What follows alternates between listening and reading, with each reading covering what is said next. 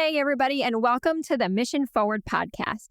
I'm your host, Carrie Fox, a social impact communicator, a B Corporation leader, and founder of Mission Partners. And it is summertime, which is a great time to catch up on some podcasts that you may have missed. Well, we're going to make it easy for you. Because this summer, while we are busy working on fantastic new content for the fall, we are bringing you a lineup of our favorite and most listened to episodes to help you advance your work as a communicator for change. Every other week, we'll bring you a short-form essay from my Finding the Words column. So join us, starting this week, for some of my favorite conversations with some of my most special people. And then head over to missionforward.us to keep engaging with this show's content and guests. Oh, and by the way, be sure to give our show a like or a follow, as it helps us get this show into even more heads and hearts just like yours. Now, on to this week's episode. Did you get that? Did you get that? Welcome to Mission Forward.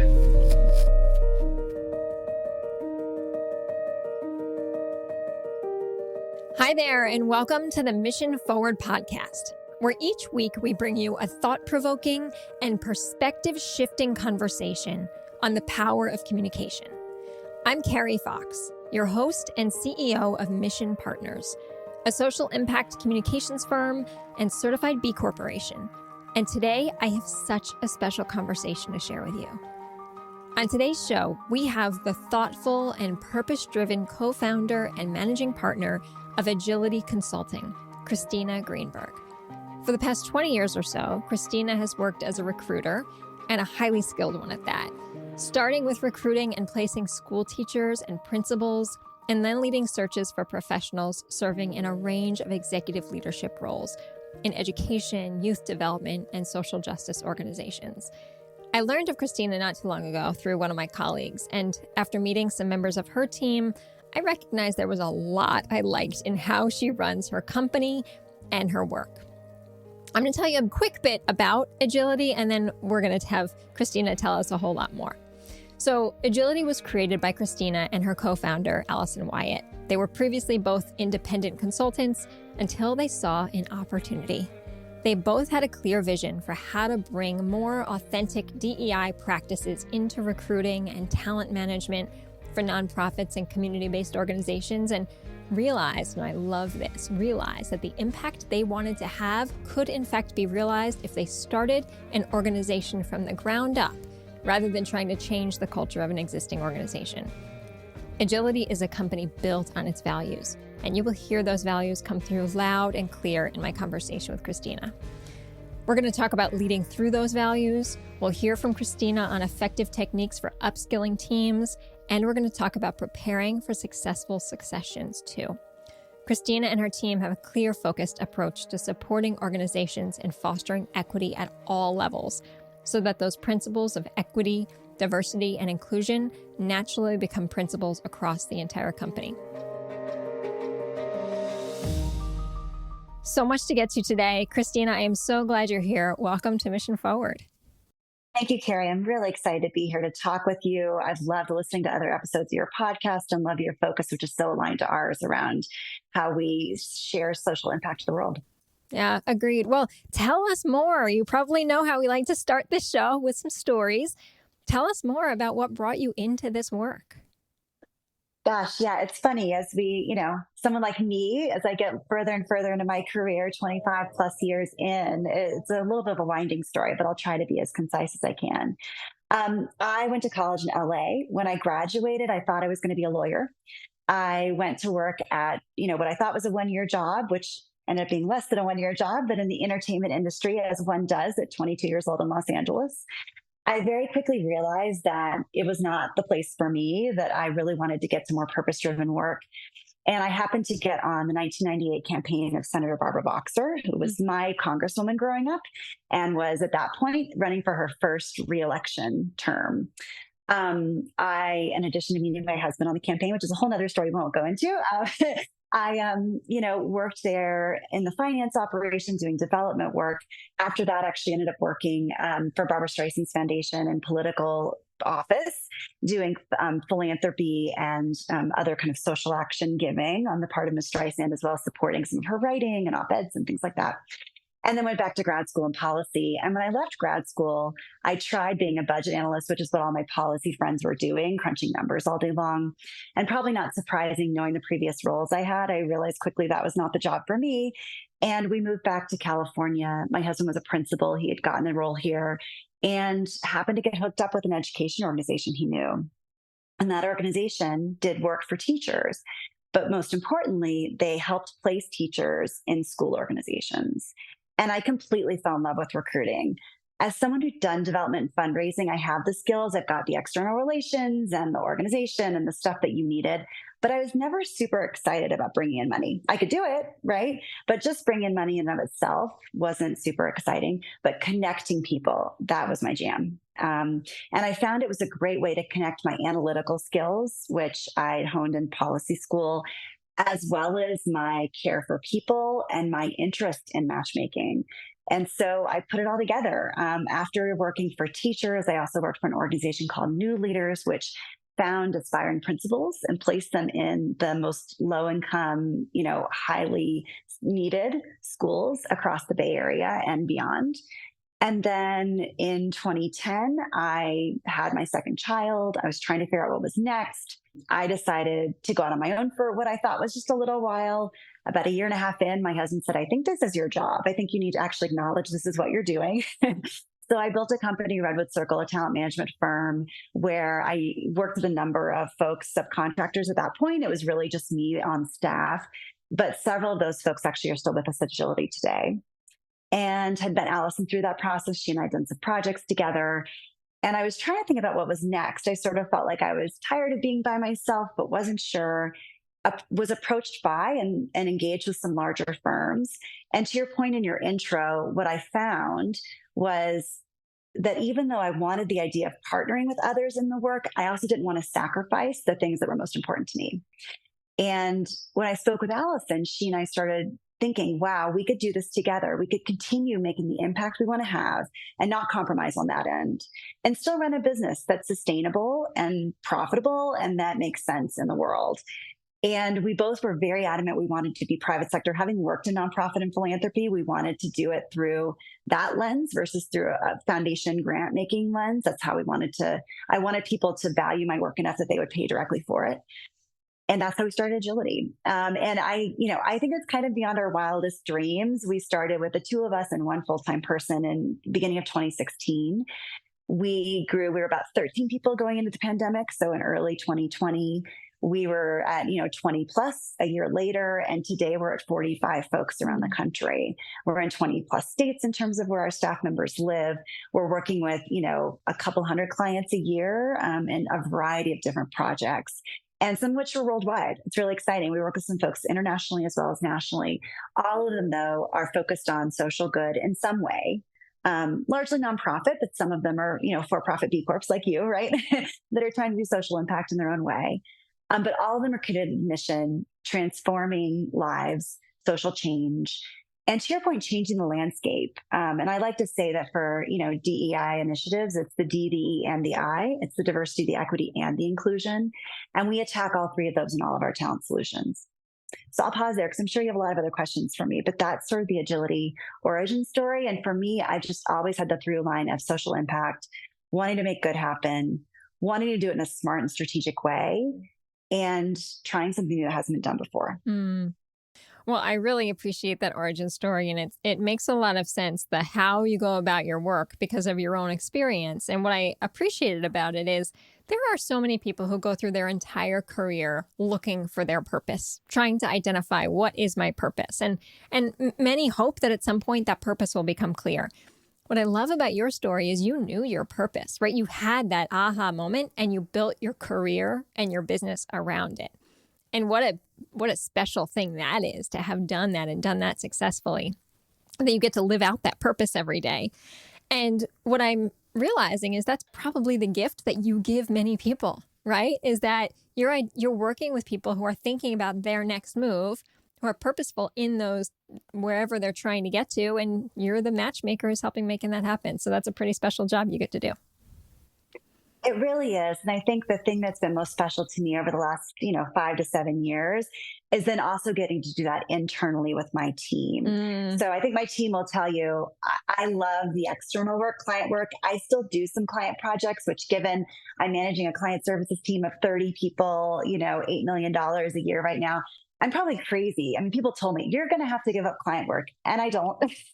I still work with a handful of clients because I love that work. I mhm. joke with my husband, my retirement plan is to do a couple of projects at a time, probably, and definitely, So I love that work, but I also really love developing and mentoring people, which is something I didn't know 15 years ago, right? Before I had teams. Right. I love thinking about how can I get this person to the next place in their career, to live their brilliance, to experience what they love, hopefully with me along the way. But sometimes experiencing what they love and living their purpose is also leaving us. And that's great because they've gotten hopefully amazing skills and experiences with us.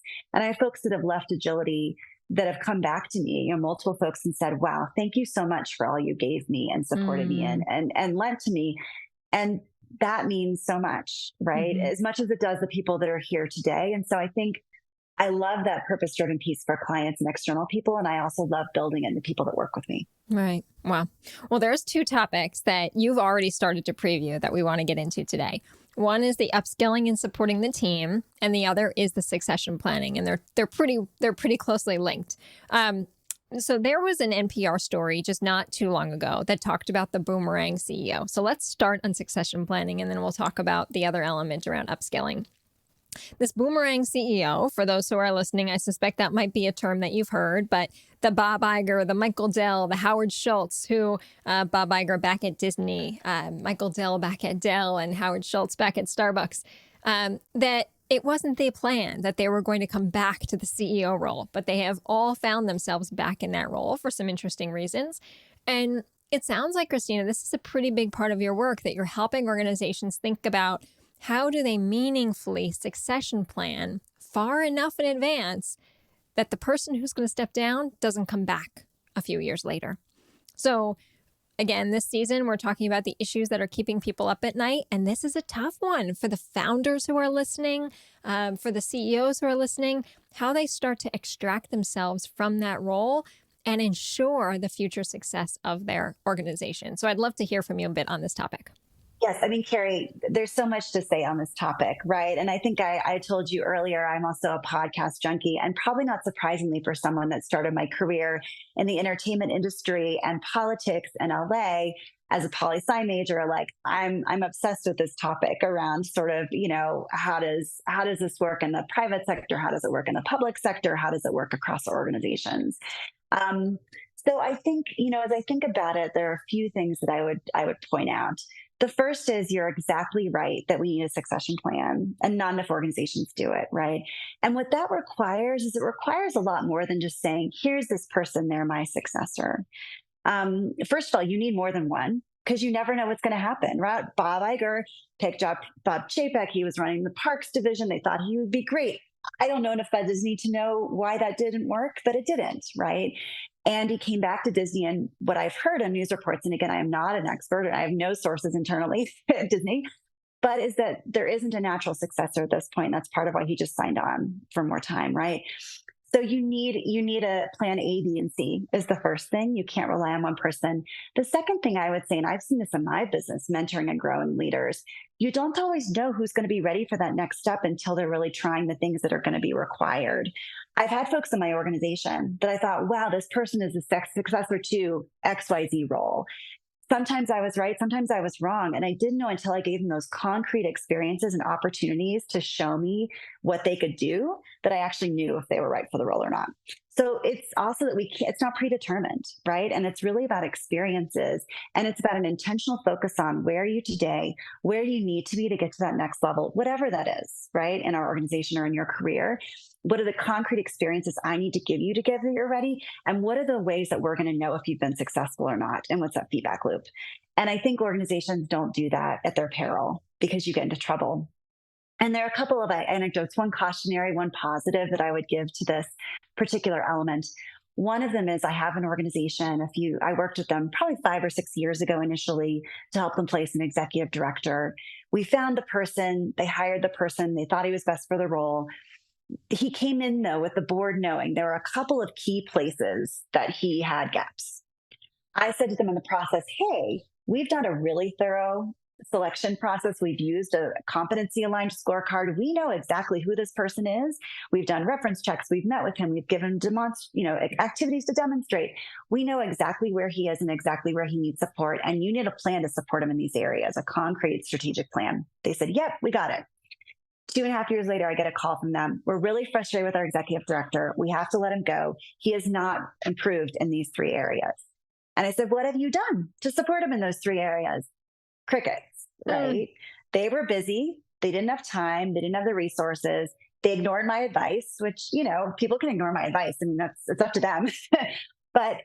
And that to me was devastating. Here was a man of color who was put in the role knowing he had gaps, who was not given the support he needed and was not necessarily being successful in the role, but had not been given what he needed to be successful. So there's a piece of this, and that's an anecdote about an executive director specifically, but that happens at all levels of C-level leadership and below, where we say to this person, we want you to do X, Y, Z, but we don't actually assess exactly where they are and give them what they need to get there.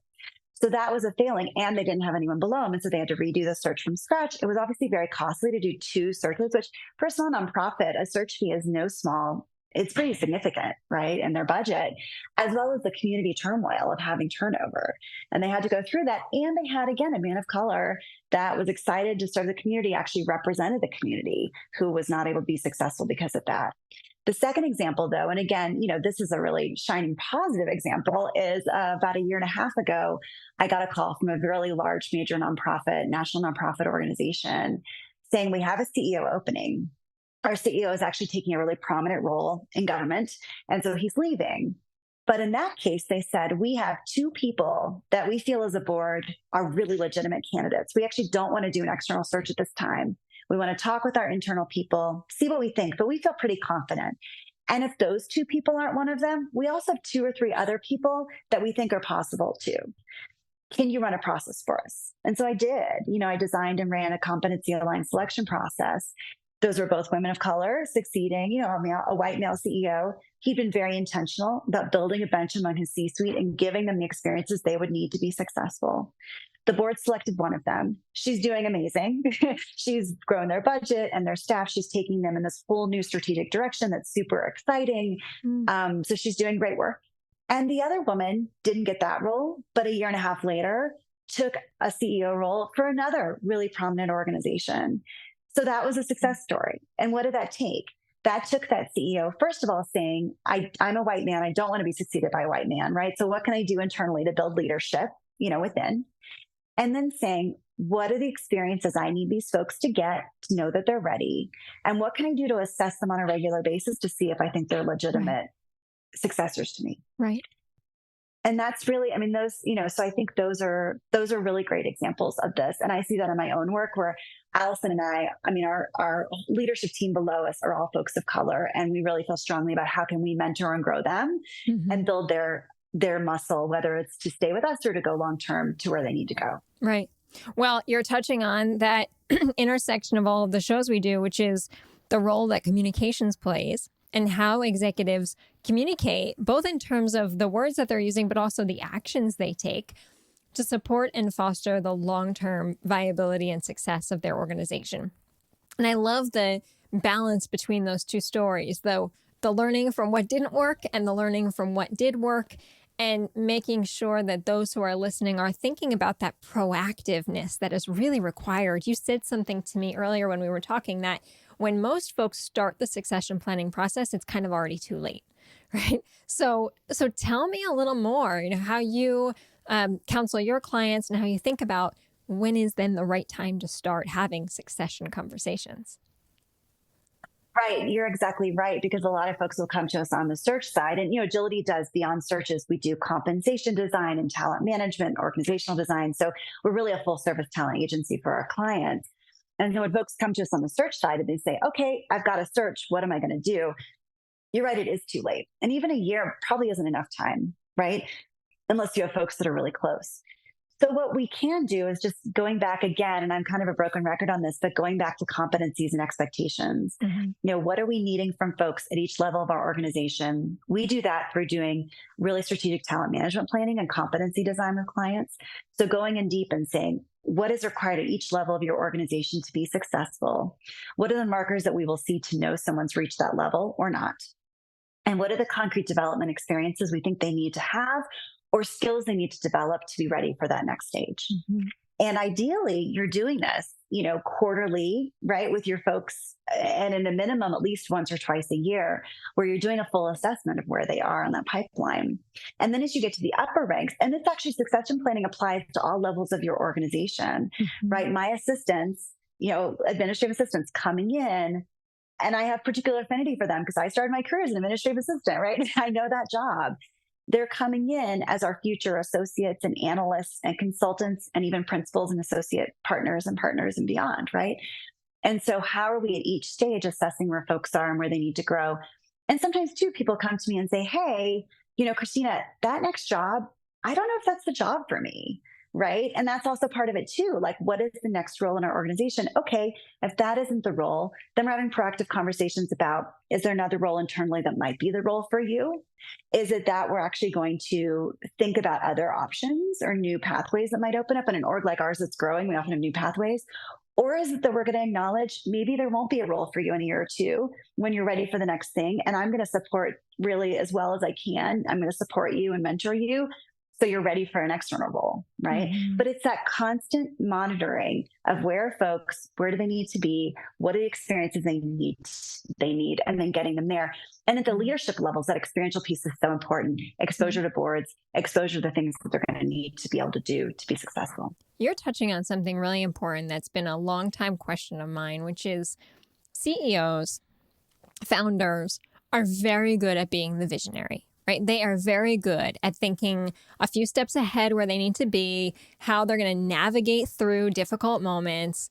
Often they're in that role for that reason because they're very good at that skill set. They're not necessarily always also good at the people management and the shepherding and the mentoring. Sometimes you'll find that person who can do both well.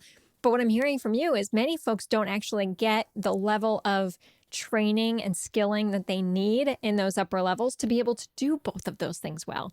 So how are you helping organizations and individuals close those gaps that I suspect are probably pretty rampant throughout a lot of organizations?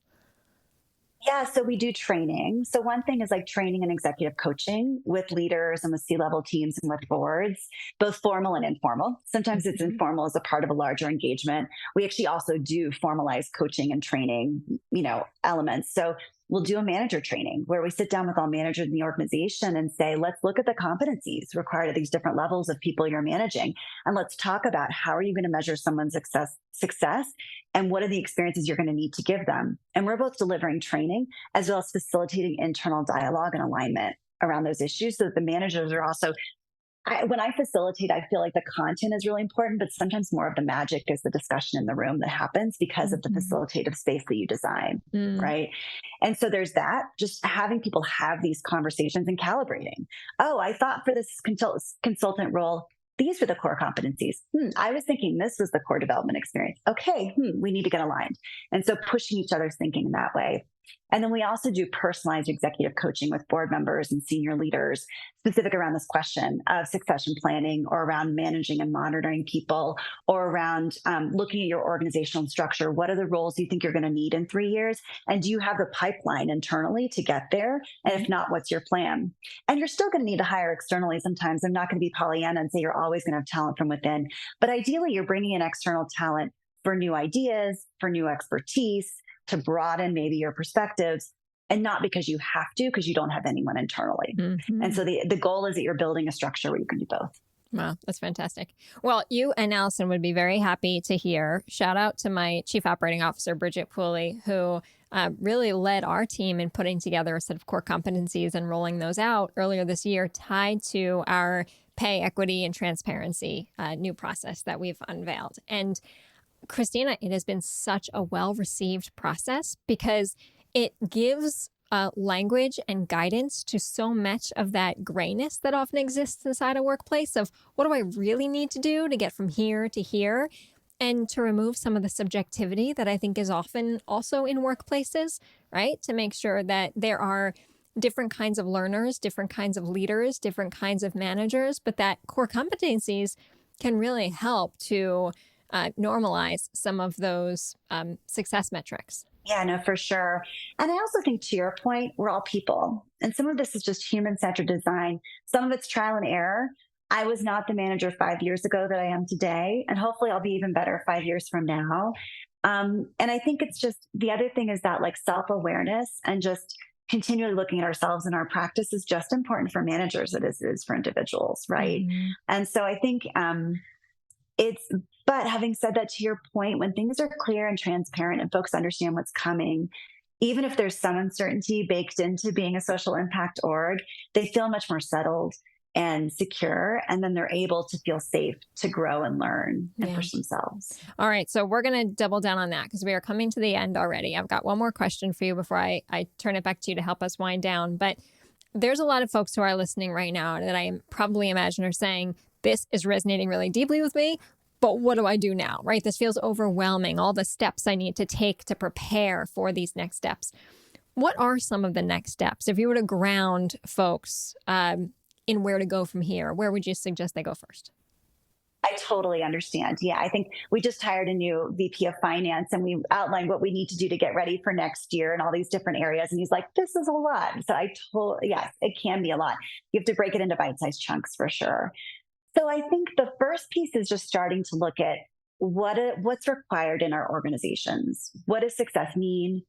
What does success mean overall? What does success mean at different levels? What are the skills and experiences needed at different levels of the organization? I think you have to start there, right? Because you can't build anything until you know what you're building towards. You can't, it's like, our educators in the room will know, like, kids need to know the standards before they can try and meet them, right? So we need to start from that. That's the fundamental place.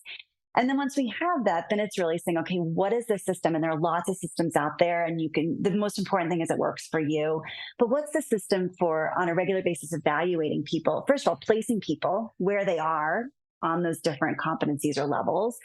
And then how do we evaluate their success and performance and ability to be where they are and their success and where they are? And then the next piece is, and then what are the markers that we would need to see to know that they could go to the next thing or they were ready for the next level, whatever it is, right? And then you have to coach and support your managers in doing that. So there's, to your point, compensation layers into this and other pieces layer into this as well. And then once you've done that as an organization, at the same time, in parallel, you're building your staffing plan, hopefully aligned to your strategic plan or your growth plans or your goals. And looking and saying, how do these two match up? How does who I have today match against who I'm going to need in 3 years? Mm-hmm. And then sort of starting to build that plan. But I think you have to start from the fundamentals of what do we need and where are people today, and then build from there. Mm-hmm. And the good news, there's folks like you who can help guide them through the process too. Exactly. And I'm also, and whether even, I will just say, Carrie, I love talking with people about these things. I love nerding out, as does my team. So if anyone has questions about it too, they can contact us at Edgility. And it's not even like they have to hire us for an engagement. I'm also happy to just chat and give them ideas. So.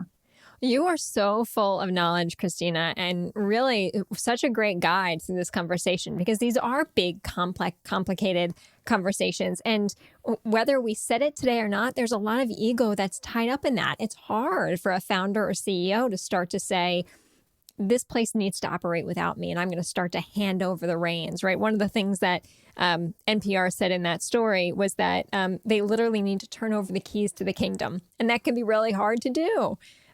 But what you've clearly outlined for us is that the benefit of doing that can really set the tone for the long-term success of an organization. Yeah, for sure. Well, and we could do a whole other podcast, Carrie, about founders transitioning. As someone who's done searches for so many years, I've done a lot of, and there's a whole nother element around founders transitioning and that piece of it. So maybe that's a future podcast we'll do together.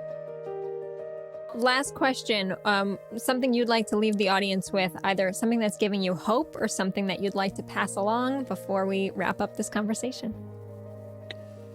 What gives me hope every day is just the promise of social change externally that I see in our clients working so hard, and the commitment to doing great work internally I see from my people. As someone who's solidly in the Gen X generation, I think it's easy for us to wonder about, future generations. And I will tell you, I work with folks who are, anywhere from 20 plus years younger than me to less so. And they are hopeful and they are committed to social change and they are excited about what's coming next. And so what gives me hope is really that there's so many folks out there wanting to make good happen in the world. And I think what I would just tell people about this process, it's hard and daunting and scary, but just take it in bite-sized pieces. Mm-hmm. You don't have to do everything overnight. Start with like one step and then go to the next. Just communicate with your people where you are and where you're going, and everyone will be along for the ride. Fantastic conversation and great place to leave us. Thanks, Christina Greenberg and Edgility, for all you do and for a great conversation today. Thank you. Take care, Carrie. Thank you.